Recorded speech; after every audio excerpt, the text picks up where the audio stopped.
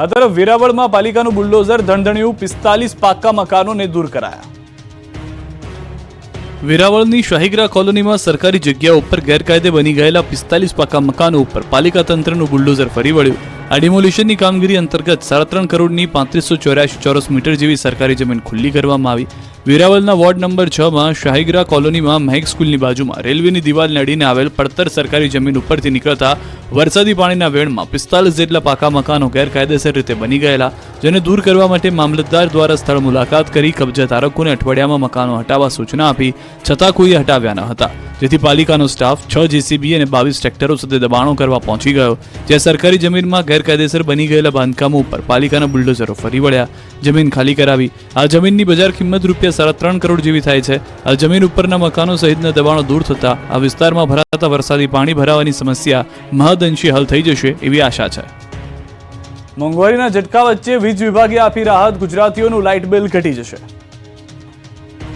હવે તમારું light bill ઘટી જશે, કારણ કે રાજ્યની ભૂપેન્દ્ર પટેલ સરકારે ફ્યુલ સરચાર્જમાં 40 પૈસાનો ઘટાડો કર્યો છે. આ ઘટાડો 1 ઓક્ટોબરથી ડિસેમ્બર 2024ના ત્રિમાસિક સમયગાળામાં લાગુ થયો છે અને બીજો સુધારો ન થાય ત્યાં સુધી અમલી રહેશે. રાજ્યના અંદાજે 1,75,00,000 વીજ ગ્રાહકોને પ્રતિ યુનિટ 40 પૈસાનો ફાયદો થવાનો છે. આ જાહેરાતથી રાજ્યભરના વીજ ગ્રાહકોની કુલ 1120 કરોડ રૂપિયાનો ફાયદો થશે. ફ્યુલ સરચાર્જમાં યુનિટ દીઠ 40 પૈસાના ઘટાડાની જાહેરાત બાદ ખુદ ઉર્જા મંત્રી કનુભાઈ દેસાઈએ કરી. જે ગ્રાહકો દ્વારા 100 યુનિટનો વીજ વપરાશ કરવામાં આવે છે તેઓને આ ઘટાડાને કારણે અંદાજે 50 થી 60 રૂપિયાનો ફાયદો થશે.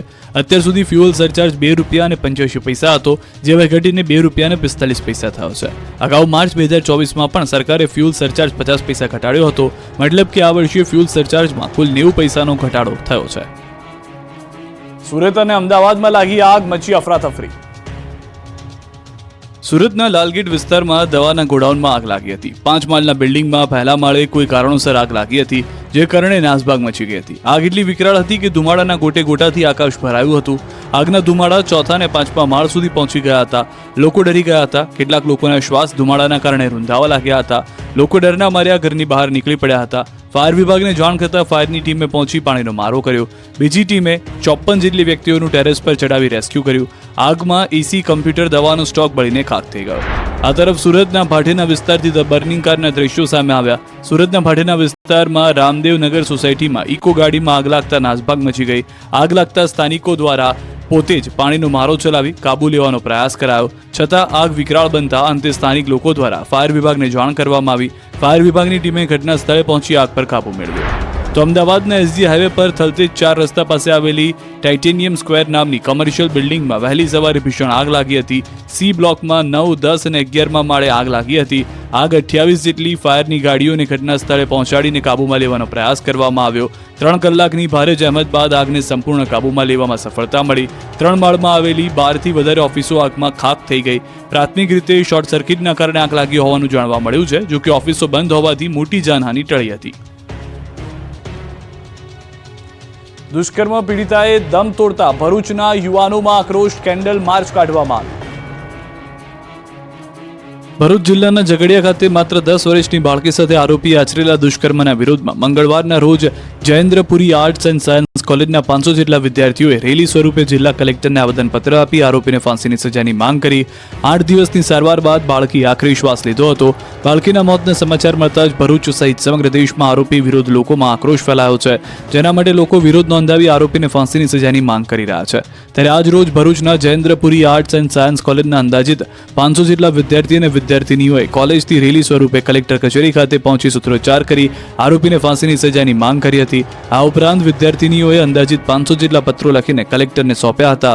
વિદ્યાર્થીઓએ બાળકી માટે 2 મિનિટનું મૌન પાળી શ્રદ્ધાંજલિ અર્પી. 10 વર્ષીય દુષ્કર્મ પીડિતાએ અંતિમ શ્વાસ લેતા રાજ્યભરના તેના પ્રત્યાઘાત પડ્યા હતા. દુષ્કર્મ પીડિત બાળકીના મોત બાદ લોકોમાં ભારે આક્રોશ છે. ભરૂચ રેલવે સ્ટેશન પાસે મહિલાઓએ મીણબત્તી પ્રગટાવી આરોપી સામે રોષ ઠાલવ્યો હતો. નરાધમને જાહેરમાં ફાંસી આપવાની માંગ કરી હતી. 1 અઠવાડિયું તડપેલી બાળકી અંતિમ શ્વાસ લેતા મહિલાઓનો ગુસ્સો આસમાને છે. કેન્દ્રીય મંત્રી મનસુખ માંડવિયાની આગેવાનીમાં વડનગરમાં વિશાળ પદયાત્રા નીકળી. કેન્દ્રીય મંત્રી મનસુખ માંડવિયાની આગેવાનીમાં વડનગરમાં વિશાળ પદયાત્રાનું આયોજન થયું. સુશાસન દિવસની ઉજવણીના ભાગરૂપે વડનગરમાં પદયાત્રાનું આયોજન કરાયું. પૂર્વ પીએમ અટલ બિહારી વાજપેયીની 100મી જયંતિની ઉજવણીના ભાગરૂપે પદયાત્રા યોજાઈ, જેમાં કેન્દ્રીય મંત્રી મનસુખ માંડવિયા, ઋષિકેશ પટેલ, હર્ષ સંઘવી સહિતના નેતાઓની સાથે હજારો કાર્યકર્તાઓ અને નાગરિકો પદયાત્રામાં જોડાયા. 8 કિલોમીટરની આ પદયાત્રામાં મોટી સંખ્યામાં શાળા કોલેજના વિદ્યાર્થીઓ પણ ફેન્સી ડ્રેસ પહેરીને જોડાયા. વડનગરના તાનારીરી ગાર્ડનથી પદયાત્રાનો પ્રારંભ થયો, જે ઘાસકોલ દરવાજા, રેલવે સ્ટેશન, મેડિકલ કોલેજના રૂટ પરથી પસાર થઈ અમરથોર દરવાજાથી નીકળી આ યાત્રા તાનારીરી ગાર્ડનમાં પરત આવી.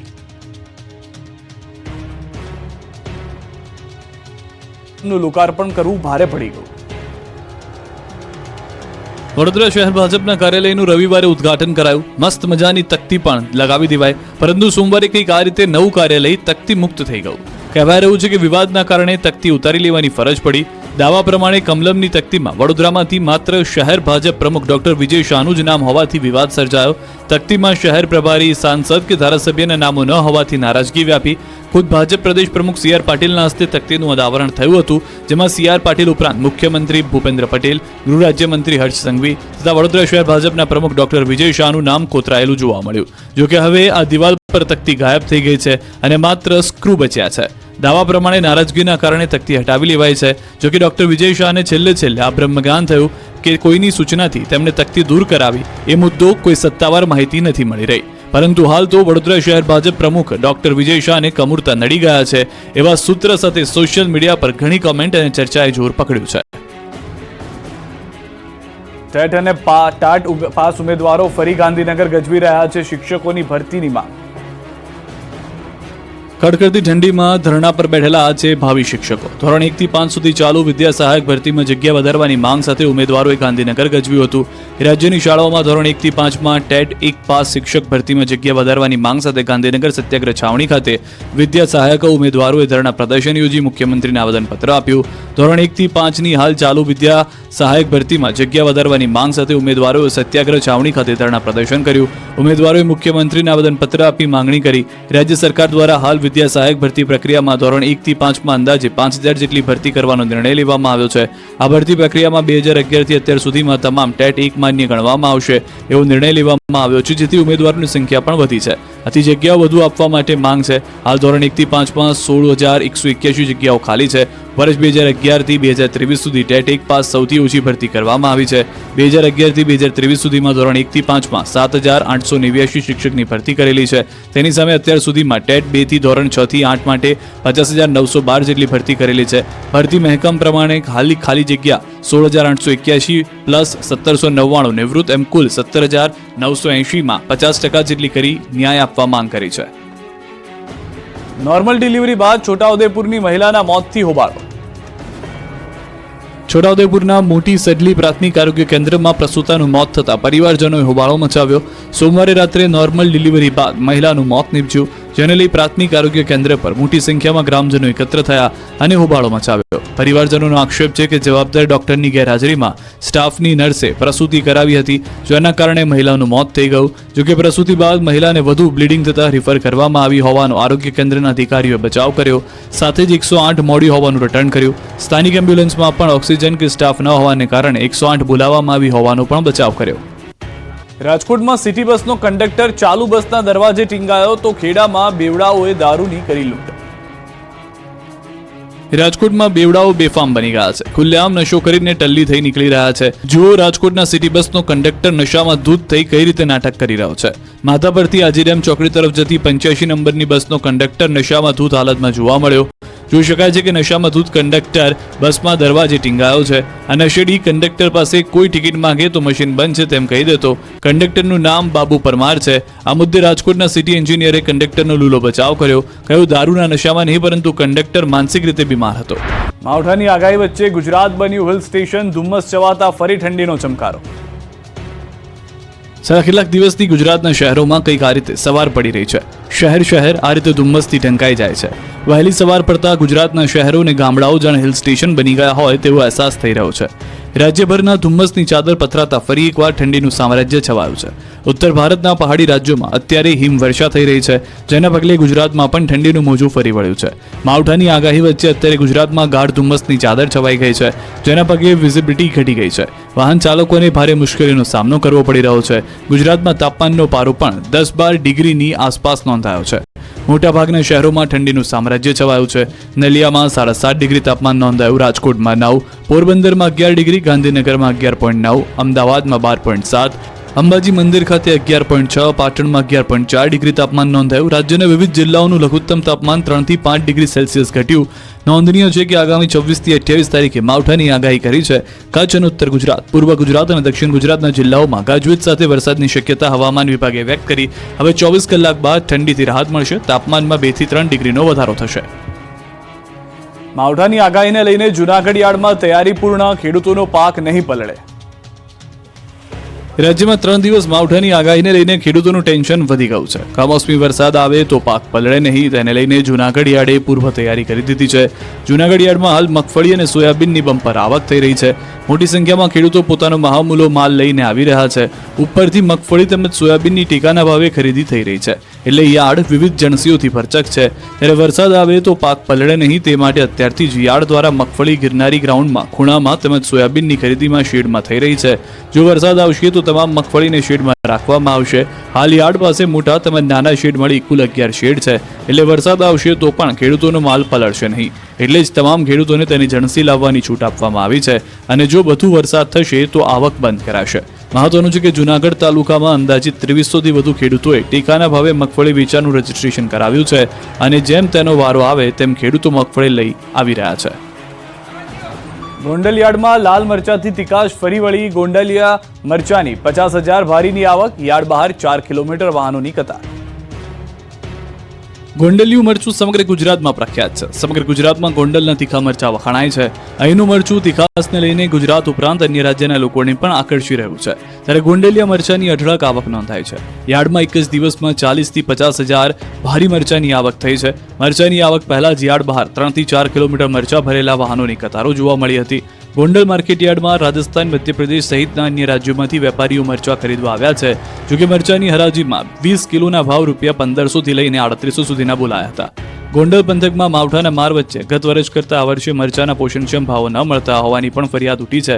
ખેડૂતોનું માનીએ તો મરચાનો પાક સારો એવો આવ્યો છે. વધારે પડતો વરસાદ થવાને કારણે પાકને નુકસાન પણ થયું છે. અંતે થોડો બગાડ બેઠો છે, છતાં સારો પાક પણ થયો છે. અને ગોંડલ માર્કેટિંગ યાર્ડમાં મરચાના ભાવ સારા મળ્યા છે. જોકે ખર્ચા વધી જતા નફો ઘટ્યો છે. હાલ 50% સારો ઉતારો છે અને 50% ફોરવર્ડ ઉતરે છે.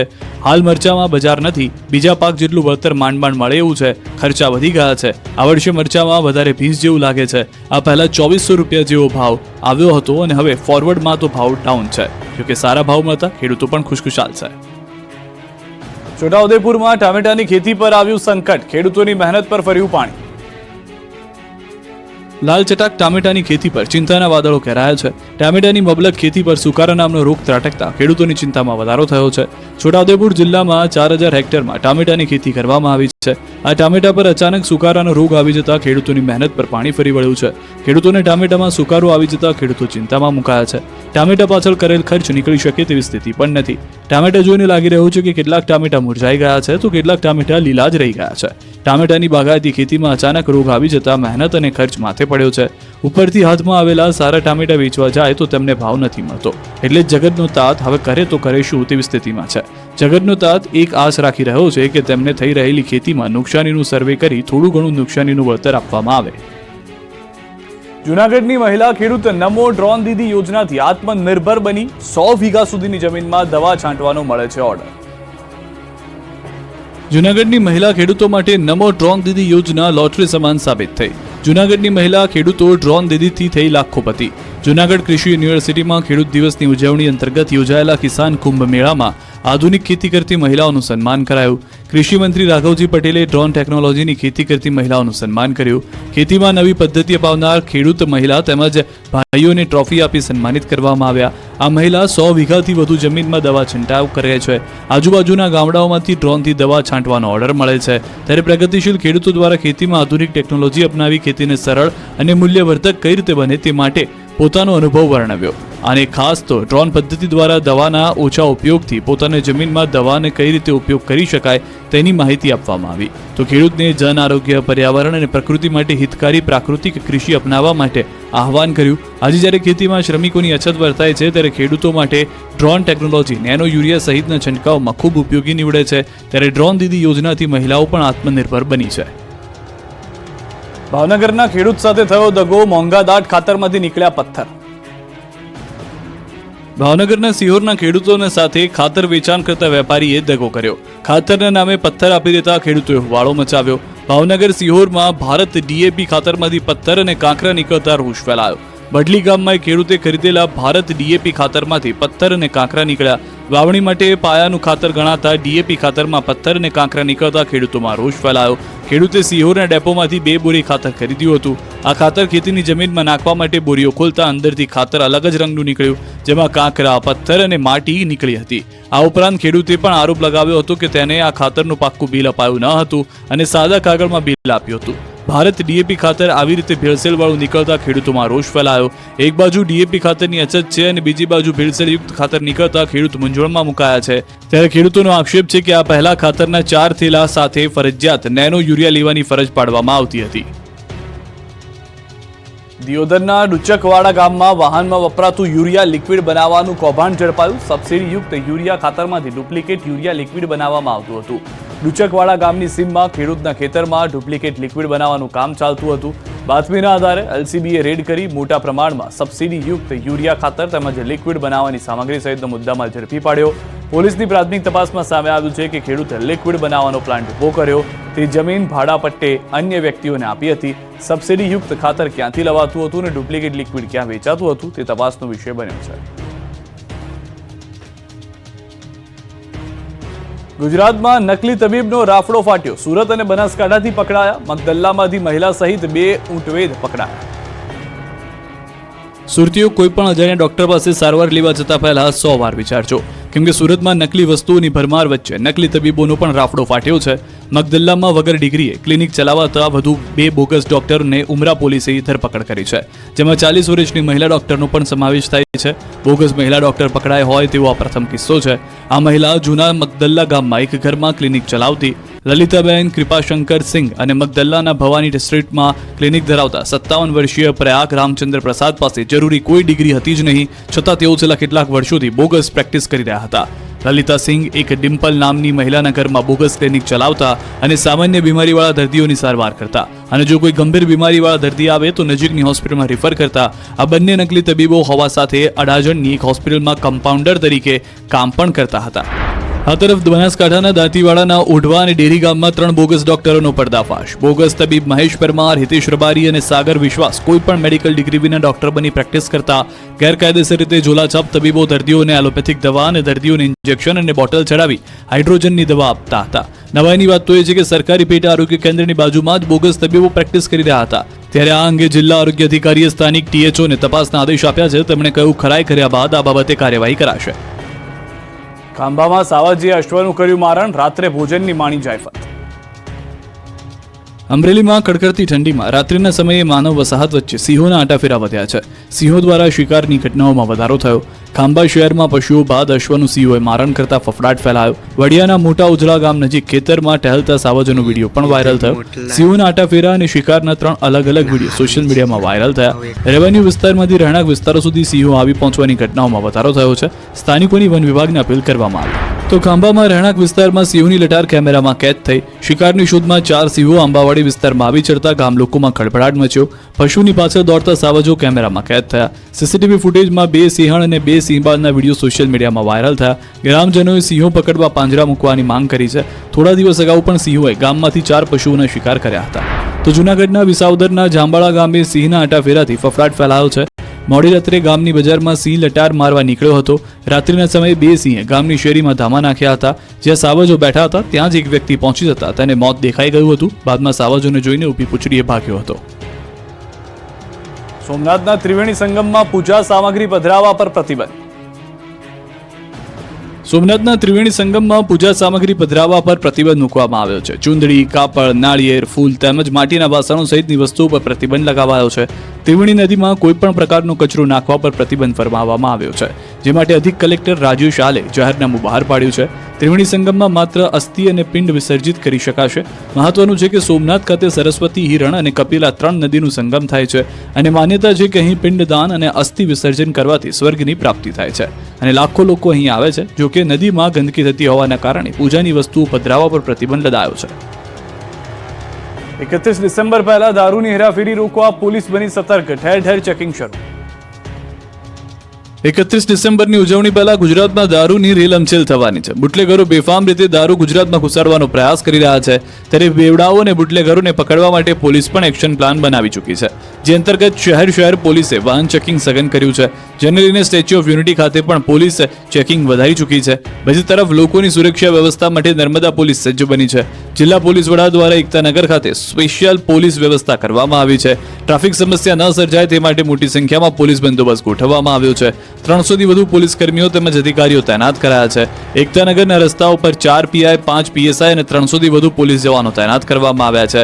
સાથે એસઓયુ પાસે સીઆઈએસએફ અને એસઆરપીના જવાનો મોટી સંખ્યામાં મૂકવામાં આવ્યા છે. તો 31 ને લઈને દેવભૂમિ દ્વારકાનું તંત્ર પણ સતર્ક બન્યું છે. ત્યારે દારૂની હેરાફેરી સહિતની પ્રવૃત્તિ અટકાવવા ખંભાળિયામાં પોલીસે સઘન ચેકિંગ હાથ ધર્યું. ખંભાળિયાના વિવિધ વિસ્તારો જેવા કે મિલનચાર રસ્તા, નગરગેટ સહિતના વિસ્તારોમાં વાહનોનું સઘન ચેકિંગ હાથ ધરાયું. ડીવાયએસપી હાર્દિક પ્રજાપતિ સહિતનો પોલીસ સ્ટાફ કામગીરીમાં જોડાયો. ડ્રિંક એન્ડ ડ્રાઈવના બનાવો અટકાવવા પોલીસે બ્રેથ એનાલાઇઝર દ્વારા પણ ચેકિંગ હાથ ધર્યું. લાયસન્સ વગર વાહન ચલાવતા અને બ્લેક ફિલ્મ લગાડેલા 4 વ્હીલ વાહન ચાલકો પર કાર્યવાહી કરાઈ હતી. રાજકોટમાં લાખોની કિંમતના ડ્રગ્સ અફીણના જથ્થાનો નાશ કરાયો. રાજકોટમાં લાખોની કિંમતના ડ્રગ્સ અફીણના જથ્થાનો નાશ કરાયો. રાજકોટ શહેર પોલીસ દ્વારા છેલ્લા 4 વર્ષમાં એનડીપીએસ એક્ટ હેઠળ ઝડપી પાડવામાં આવેલ ₹83 લાખ કિંમતના એમડી ડ્રગ્સ, મોર્ફિન, ચરસ અને ગાંજા સહિતના માદક પદાર્થનો નિકાલ કરવામાં આવ્યો છે. રાજકોટ પોલીસ દ્વારા તમામ મુદ્દામાલ કચ્છના જૂના કટારિયા ગામે આવેલા બાયોમેડિકલ વેસ્ટ કંપનીમાં નાશ કરવામાં આવ્યો છે. રાજકોટ શહેરના અલગ અલગ પોલીસ સ્ટેશનમાં દાખલ થયેલ એનડીપીએસના કેસોના મુદ્દામાલનો નિકાલ કરવા ડ્રગ્સ ડિસ્પોઝલ કમિટીની રચના કરેલી હતી, જેમના અધ્યક્ષ ડીસીપી જગદીશ બાંગરવા, સભ્ય એસીપી ક્રાઇમ ભરત વસિયા અને એસઓજી પીઆઈ એસએમ જાડેજાએ નાર્કોટિક્સના મુદ્દામાલનો નિકાલ કરવાની ઝુંબેશ હાથ ધરી હતી. આ કમિટી દ્વારા ભચાઉના જૂના કટારિયા ગામે આવેલ સૌરાષ્ટ્ર એન્વાયરો પ્રોજેક્ટ પ્રાઇવેટ લિમિટેડમાં શહેરના અલગ અલગ પોલીસ સ્ટેશનના છેલ્લા 4 વર્ષના એનડીપીએસ એક્ટ હેઠળ કુલ 71 ગુનાઓમાં પકડાયેલા ₹83 લાખનો માદક પદાર્થના જથ્થાનો નાશ કરવામાં આવ્યો હતો.